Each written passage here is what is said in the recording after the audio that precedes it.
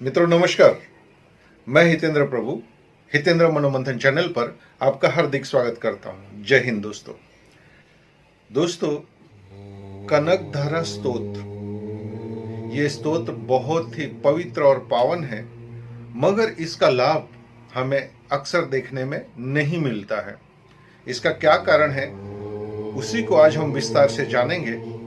तो मेरा आपसे नम्र निवेदन है कि इसे ध्यानपूर्वक सुनने का प्रयास कीजिएगा कि क्यों इसका लाभ हमें नहीं प्राप्त होता है। मैंने देखा है कई सालों से लोग इस कनकधारा स्तोत्र का पाठ करते हैं, मगर उनकी हालत जस की तस है। तो जानिए, आज हम जानने का प्रयास करते हैं कि ऐसा क्यों होता है।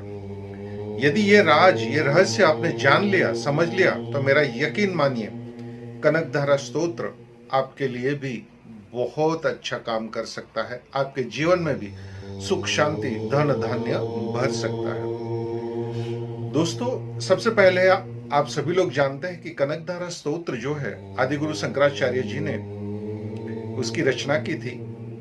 आप सभी लोग उस स्टोरी को जानते हैं कि एक गरीब स्त्री थी। उनके यहाँ जब वो भिक्षाटन के लिए गए थे, तब उनके पास देने के लिए कुछ भी नहीं था। एक सूखा आंवले का टुकड़ा था और उनके शरीर पर पूर्ण लज्जा ढकने के लिए पूर्ण वस्त्र भी नहीं थे।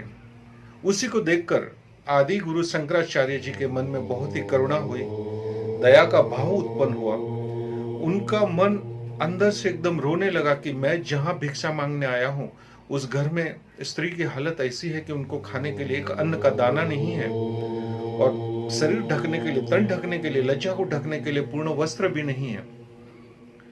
तो उन्हें दयाद्र होकर, करुणाग्रस्त होकर अपने तपोबल को, अपने विद्या को, अपने तेज को, अपने की शक्ति को, अपनी पूजा पाठ को, सभी कुछ दांव पर लगाकर मां महालक्ष्मी जी से प्रार्थना की थी। और जो प्रार्थना की थी वो ही ये कनकधारा स्तोत्र है। जबकि उस स्त्री के जीवन में सुख, शांति, धन कोई था ही नहीं, उसके भाग्य के अंदर उसके ऐसे कोई कर्म नहीं थे। लेकिन शंकराचार्य जी ने मां महालक्ष्मी जी को विवश कर दिया था अपनी साधना के बल पर, अपने तपोबल के बल के ऊपर, और ये कनकधारा की रचना की थी। मगर हमारे जो लोग हैं जिन्होंने इस कनकधारा स्तोत्र के बारे में हमें जानकारी दी, उन्होंने ही जानकारी हमें अधूरी दी।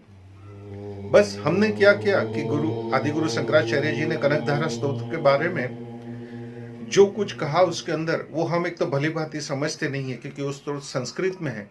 हम उसका अर्थ जाने बिना ही उसको पढ़ने लग जाते हैं और ये सोचने लग जाते हैं कि बस हमारे घर में अब सोने चांदी स्वर्ण की बरसात होने लगेगी, क्योंकि कनकधारा का अर्थ यही होता है। लेकिन दोस्तों, रियल में यही कॉन्सेप्ट गलत है।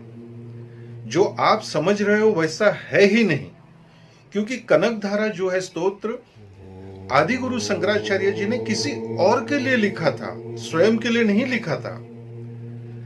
वो जो गरीब स्त्री थी, जिनको देखकर इनके मन में करुणा का भाव आ गया, दया आ गई, आंखों में अश्रु आ गए, तो अश्रु सहित आंखों से उन्होंने वो स्तोत्र की रचना की थी, कनकधारा। और आप लोग क्या करते हो, या हम लोग क्या करते हैं कि हमारे घर का धन धान्य भंडार बढ़े, इसके लिए हम लोग कनकधारा स्तोत्र को पढ़ने की शुरुआत करते हैं, ताकि हमारे घर में भी धन की बरसात हो।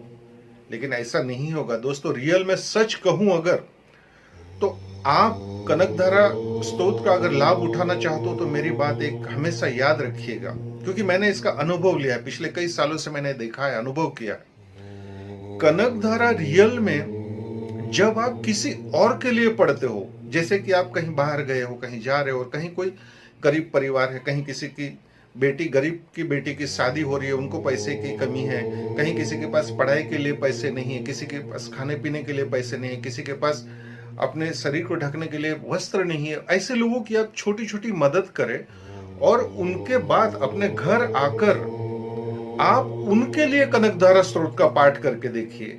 चाहे एक बार कीजिए, लेकिन उसका जो फल है वो मां महालक्ष्मी जी से कहिए कि इनका फल उस परिवार को मिले जिसके ऊपर आपको दया आई थी या करुणा आपके अंदर उपज गई थी। उसके लिए आप कनकधारा का स्तोत्र पाठ कीजिए, तब जाके मां महालक्ष्मी जी आपकी विनम्र निवेदन को लेकर, आपने जो कनकधारा स्तोत्र पढ़ा है उस परिवार के लिए, तब उस परिवार को मां महालक्ष्मी मदद करेगी। और उस मदद के बदले में वो परिवार जब शांत होगा, प्रसन्न होगा, उनकी मदद होगी, तब उनका हृदय से जो प्रसन्नता निकलेगी ना, वो माँ प्रकृति आप तक उसे पहुंचा देगी और उसके बाद आपके घर का धन धान्य भंडार बढ़ने लगता है। इसका सीधा सा अर्थ ऐसा है कि कनकधारा स्तोत्र स्वयं के लिए पढ़ना नहीं होता है।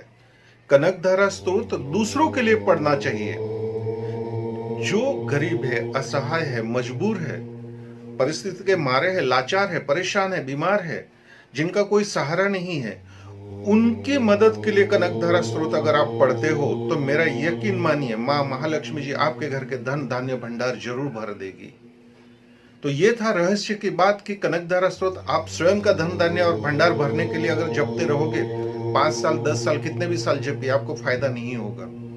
लेकिन दूसरों के लिए अगर यदि ये आप पढ़ते हो तो मेरा यकीन मानिए, चाहे कोई भी हो, आपने उसको देखा हो नहीं देखा हो, उसके घर जानते हो नहीं जानते हो, बस आप उस चीज का संकल्प माँ के सामने एकदम दयाद्र करुणा भाव से करिए कि माँ इसकी मदद कीजिएगा, मेरी लाज रखिए माँ, इनके मदद करे माँ, मेरी मिन्नत को सुन लीजिए। इस तरह से करके अगर आप कनकधारा पढ़ते हो, चाहे 1 पाठ 5 पाठ 7 पाठ 11 21 108 जो आपकी मर्जी हो पढ़िए, लेकिन जीवन में इसी तरह से कनकधारा का पाठ करते रहिए।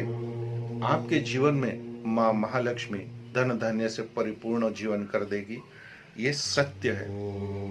उम्मीद करता हूं किसी के मन को, किसी के भावना को अगर मेरी बातों से ठेस पहुंची हो तो मैं क्षमा प्रार्थी हूं, और उम्मीद करता हूं कि आज से आप उन दिन दुखियों के लिए कनकधारा का पाठ जरूर करोगे, चाहे एक एक ही पाठ करो, लेकिन दूसरों के लिए कनकधारा पाठ करके देखिए या सुन के देखिए। आपको YouTube पे बहुत से कनकधारा का पाठ आपको मिल जाएगा, इसी चैनल पे भी आपको मिल जाएगा, तो उसे 1 बार 5 बार 7 बार सुनिए।